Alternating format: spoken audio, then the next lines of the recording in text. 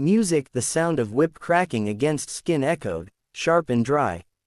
Sana collapsed to her knees, her wrists tied tightly with rough rope, blood seeping down in long streaks onto the ground. Bruises spread across her shoulders and back, everywhere was smeared with blood and dust.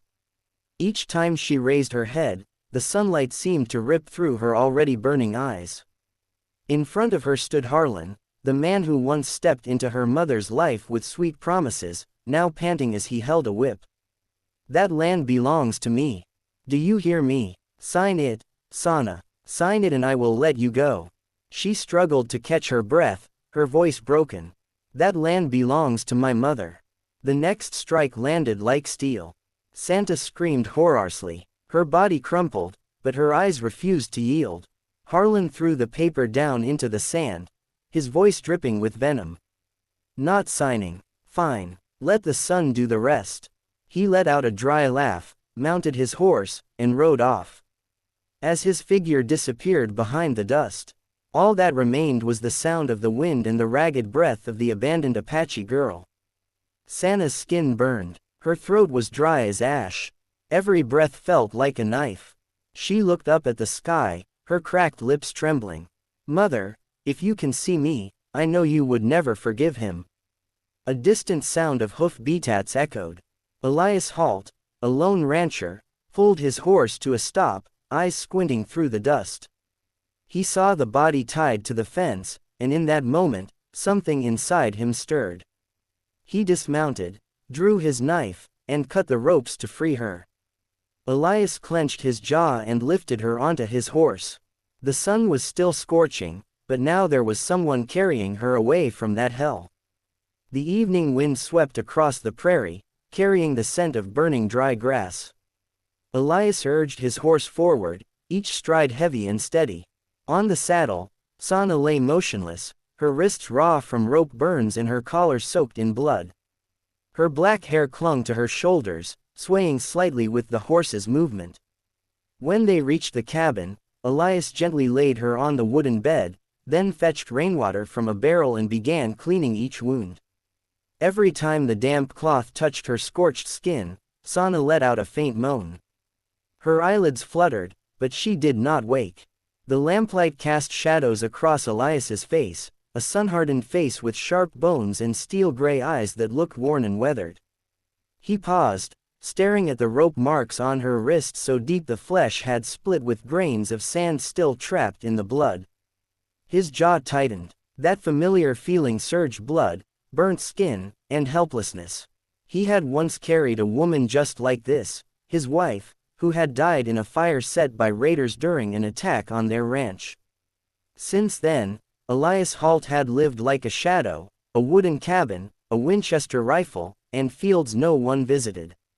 Night fell. Desert winds howled against the walls. Eli sat on the porch, leaning against a post, staring up at the sky. Inside, Sana breathed faintly. Her skin still flushed and red. He listened to that breath, weak but steady, like the only sound left to believe in across this barren land. The next morning, as the first light crept through the window, she stirred awake, her whole body trembled, and her eyes instantly sharpened with the guarded look of a cornered animal. Elias did not move closer. He simply spoke, voice low and dry. "Do not be afraid. You are safe now." She looked around the small room, the scent of wood and ash, the window opening to a field of open land. "Who are you?" she asked softly. "Just someone who lives nearby. Are you going to turn me over to him?" Elias turned away, silent for a moment. "If that was my plan, you would not be lying here." In that moment, light fell across the face of the Apache girl, dusted with sand and dried blood. But in her deep dark eyes was something that was both afraid and defiant. Elias looked at her for a long time, then spoke quietly, almost like a vow. "Get some rest. No one is going to touch you again." He stepped outside and closed the door gently. His figure melted into the silver-gray horizon of this dry land where a man who once lost everything might have for the first time in years just started to feel his heartbeat again. On the second morning after being rescued, Sana woke up in the small room filled with the scent of burnt wood and pine resin. Strips of early sunlight streamed through the window, casting light across the rough bandage wrapped around her arm. The pain made her WSE, but for the first time after so many days, there were no whips, no cruel laughter, just the slow, warm rhythm of a horse's hooves tapping outside. On the wooden table sat a bowl of water and a piece of cold bread. On the floor, a pair of dust-covered boots rested neatly by the door. The man had gone out. She touched her wrist where the rope burns still showed red. A sharp twinge brought the memories flooding back. The screams, the lashes, the stench of sunburned flesh. She trembled, curled into herself and began to cry in silence. When the door opened, sunlight rushed in, carrying with it the scent of dry prairie wind. Elias stepped inside holding a bucket of water and an old cloth. He paused for a moment when he saw her looking at him like she was ready to flee. "I will not hurt you," he said quietly, setting the bucket down. "You need to drink." She looked at him, his sunworn face, those quiet gray eyes like stone. Then reached for the cup and drank in small sips. The water spilled over her lips, warming her dry throat. After that, many days passed. Elias spoke little, but he left food and water every day. Santa began walking around the cabin exploring. She found a rusted ammo rack, a guitar blanketed in dust, and an old photo frame on the table, a woman with a child. She asked softly, "Is this your wife?" Elias stopped what he was doing, falling silent for a long moment. "Yes, they are at peace now." The air turned still. Santa did not ask anything else. That evening, she rekindled the fire and made soup with the last of the vegetables. Elias said nothing, only watched. But his eyes softened. That night, as he carried his blanket to the porch, she asked quietly, still cautious, "Why did you save me?" "Because I could not watch another human being be tortured like that." A long silence followed. Then she said, almost in a whisper, "Men like you are rare." Elias did not respond. He just looked out at the field where the moonlight drifted across a layer of golden dust. And in the room behind him, the crackling fire reflected in the deep dark eyes of the Apache girl where fear still lingered. But a flicker of trust had begun to appear. By midday, the desert wind had risen, whipping red dust around the newly built fence posts. The sound of hoof beats echoed in the distance, heavy and steady, the kind of sound anyone who had lived near the frontier could recognize instantly. Danger was coming. Elias Hole was splitting firewood behind the horse barn. He stopped, squinting toward the trail. 3 riders emerged from the dust. Harlan in front, his black coat flaring in the wind. 2 gunmen riding behind him. Inside the house, Sana jolted, dropping a cup of water. Fear surged back, the old bone-deep kind. Her heart pounded like it would burst. Elias stepped onto the porch, Winchester rifle in hand. Harlan pulled his horse to a halt at the gate, a crooked smile spreading beneath his speckled gray beard. "I heard you have been keeping something of mine." Halt. Elias stood tall, the sunlight glinting off his cold gray eyes. "She is not a thing." Harlan snorted, dropped his cigarette to the dirt, and crushed it beneath his boot. "She is Helen's girl. Her mother promised me that land. Now the girl holds it, so I came to collect." The words cut through the air like a blade. Sana stepped into the doorway, her hand trembling, but her dark eyes burned with fury. "My mother never promised you anything." Harlan turned, smiling the way a man might after killing without regret. "You think she didn't? I knew her better than you ever did." He took a step forward, eyes like a coiled snake. "If she will not sign, I will burn this house just like I burned Helen's ranch." Elias tightened his grip on the rifle. Voice low and steady, "Try it." The air froze. Wind lashed the dust against their coats. Harlan's men gripped the handles of their Colts. Elias slowly raised the Winchester, the rifle old but steady in his hands. A moment drawn tight like a wire.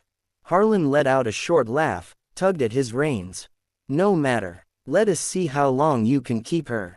He turned his horse, dust exploding beneath hooves, leaving behind the smell of tobacco smoke and a threat that hung in the air like a blade. Alas lowered the rifle, eyes still fixed ahead. Behind him, Santa stepped onto the porch, lips pressed tight, breath uneven. "He will come back," she said hoarsely. "I know," Elias replied. "But next time I will be waiting." The wind carried his words, sweeping up dust and the sound of insects into the blazing noon. The prairie was silent, but the audience could feel the storm coming. Thank you so much for being here. If this story brought back memories of the old days of dusty afternoons and the sound of hoofbeats echoing in your heart, please subscribe to my channel so every day we can sit together once more and I will tell you another story from the Wild West. The desert night was deathly still. Wind howled through the cracks in the door, carrying sand and the leftover heat of the day. Inside the small cabin, the flickering oil lamp cast a dim light over Santa's face. Her deep black eyes reflecting the firelight. She sat close to the stove, her voice and trembling. He did not come because of feelings. Elias, he came for the land. My mother had the most fertile land in this region, the only one with a deep well. Everyone wanted it, and he knew that. She paused, fingers tightening around the hem of her shirt. After my father died, my mother stood alone fighting drought, fighting land buyers, and fighting those who mocked her for being Apache. Then he showed up. He brought water, helped mend fences, said kind things to gain her trust. Santa looked down at the fire, her voice dropping. They ate together, worked together, and then he stayed. He said he wanted to help her keep the land, but the truth was he wanted to take it. Iaz watched her, his gray eyes darkening. What happened next? She looked up, her breath heavy. One afternoon, I went to the stream. When I came back, the house was on fire. My mother was still inside. I ran in, but the flames were too strong. When it was over, the sheriff called it a cooking accident. But I saw the hoof prints outside, the kind only he used. She clenched her fists, nails digging into her skin. I asked him. He looked me in the eye, smiled, and said, "This land is not going to sit empty forever." Her voice cracked. A few weeks later, he came back, said my mother had passed the deed on to me and demanded I sign it over. When I refused, he beat me, tied me to the fence, and left me under the sundae. He said, "If you die, the land will naturally belong to someone who knows how to keep it." Elias was silent, his shadow stretched long across the wall, his eyes cold as forged steel. "And you let the sun decide." Santa nodded, slightly, tears sliding down her sunburnt cheeks. "I would rather die than hand that land over to him. But then you came." There was a pause. The oil lamp flickered wildly, then steadied again. Elias looked at her for a long time, his voice low and growly, every word weighted. "He will not take anything else. That land belongs to you and to your mother. If you want to keep it, I will stand with you." Sana looked up, her eyes still wet. In her gaze was gratitude, confusion, and the quiet fear of a fragile trust just beginning to grow. Outside, the desert wind still howled. But inside that small wooden house, for the first time, something close to peace had begun to settle. By midday the next day, the air over the prairie was heavy as lead. A flock of crows circled above, coughing with hoarse cries. Waves of hot wind swept through, carrying red dust that coated the fence line. Elias Hole was checking the rounds in his Winchester when he heard the sound of hoof-beats. He did not need to look. He knew he was coming. 3 figures emerged from the hazy dust. Parle in the center, 2 gunmen flanking him, revolvers already strapped at their hips. Elias slung the rifle over his shoulder and stepped onto the porch. The sunlight was blinding white, sweat tracing a line down his neck. He stood tall, his shadow stretching long across the sand. Harlan pulled his horse to a stop at the gate, that familiar half-smile curling on his lips. "Well, look at that. The Western hero himself. What are you keeping that girl for, Hole? You really think you can save her from me?" Elias did not answer. He just spoke slowly, his voice rough like gravel. Are you here to talk or to die? Silence hung for a breath. The wind whispered through the prairie. Harlan spat into the dirt and stepped down from his horse. I came to take back what is mine. The girl and her land. The cabin door burst open. Santa stepped out, fists clenched, old wounds still visible. That land does not belong to you, she shouted, voice sharp as wind through canyon. My mother died because of you. I am not afraid anymore. Harlan turned, his eyes darkening. What do you know about fear, you little brat? I gave your mother everything. But she was stupid, just like you. The click of a Winchester echoed through the stillness. Elias spoke, his voice low, like thunder before a storm. That is enough. 3 seconds of silence. Then gunfire. Smoke exploded. One of Harlan's gunmen dropped. Sand flaring like a dust storm. Shots rang out, echoing off the hills.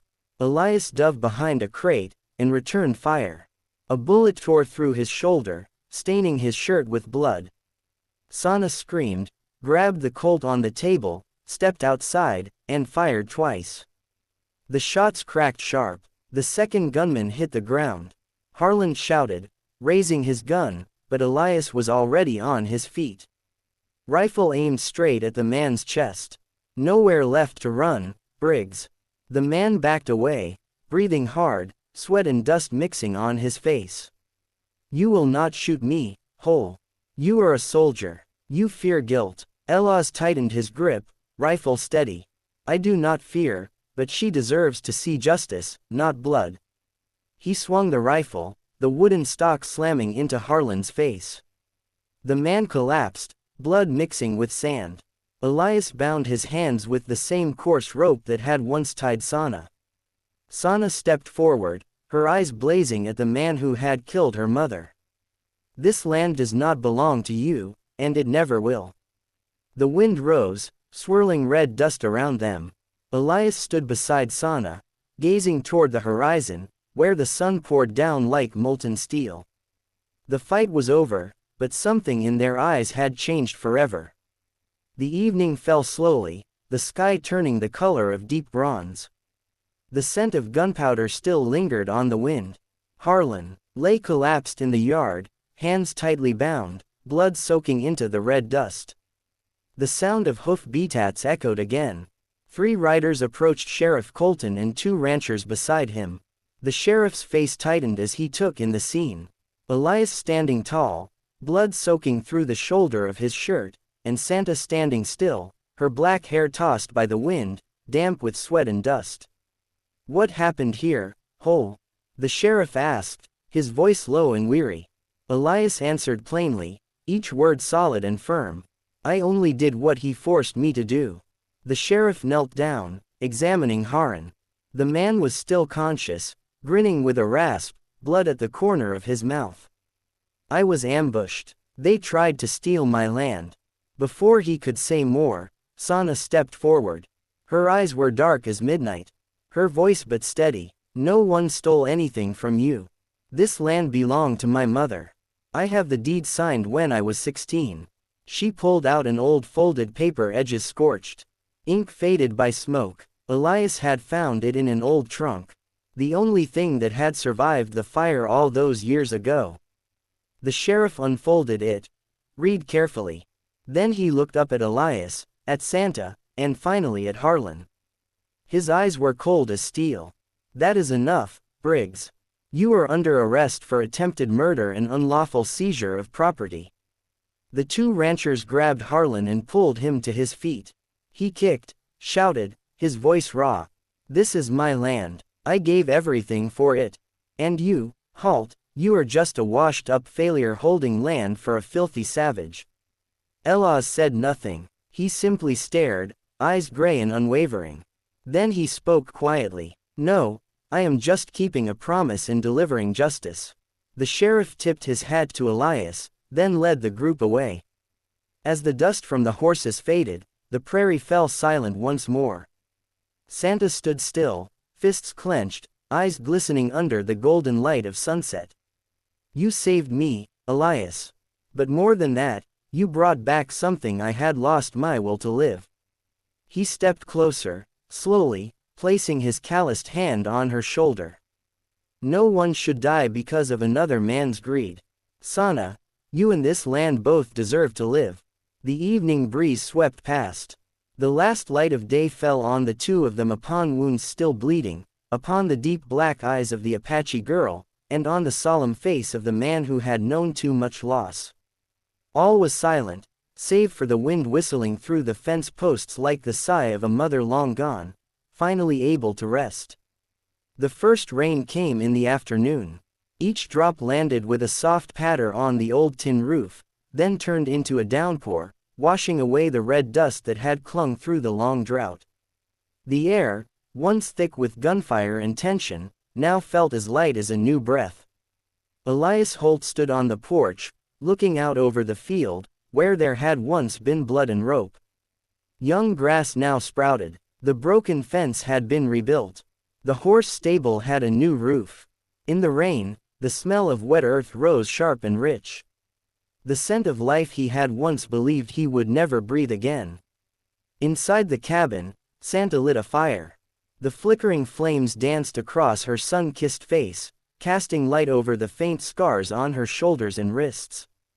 But now, those marks were no longer symbols of pain. They were proof that she had survived. She brought Elias a cup of hot coffee, steam curling into the mist of rain. "The rain is back," she said softly, her first smile gently forming at the corner of her lips. Elias nodded, his voice deep and warm. "Yes, and this land is grateful for you." They sat together on the porch steps, the rain soaking into their sleeves, the sound of rain and wind blended into one soft, steady, the kind of sound every lonely soul longs for. In the distance, a few riders passed by on horseback. They tipped their hats in greeting. There was no longer fear or disdain in their eyes, only quiet respect. Santa watched them go, her eyes glinting with a rare kind of hope. "Do you think they will accept me?" "They will," Elias said without hesitation. "One day, they will see you as part of this land." The rain fell harder. Water soaked through to her skin, darkening her thick black hair until it shimmered under the silver sky. Elias looked at her, and in that moment, he saw the spirit of his late wife. Not in Santa's face, but in the gentle strength of a woman who had learned to rise after loss. She looked back at him and whispered, "I am still afraid. But at least now I know I am not alone." Elias smiled, answering slowly, "No one has to live alone forever, Sana." The rain began to ease. Across the prairie, the clouds parted just enough to reveal a golden sunset glowing behind the storm. Two silhouettes sat close together, quietly watching the wet fields gleam like glass. "This land once took everything from me. But in the end, it gave me back the one thing I needed most, a reason to stay. My friend, in this land where wind and sand never stop, two souls thought long dried up, found each other again. Not through blood or hatred, but through trust. Love in the West does not come with flowers or sweet words. It comes like the first rain of the season, washing away the pain, watering the heart's thought turned to stone. And sometimes all it takes is one person brave enough to stay for the land to bloom again." It has been a true joy to share this story with all of you. It is my honor and my privilege. I truly hope you all live happy, healthy lives. I love each and every one of you, my beloved audience of Wild West storytelling. Let me know what you think of this story. Leave a comment down below. Type the number 1 if you liked it, and do not forget to subscribe to the channel for more thrilling tales from the wild.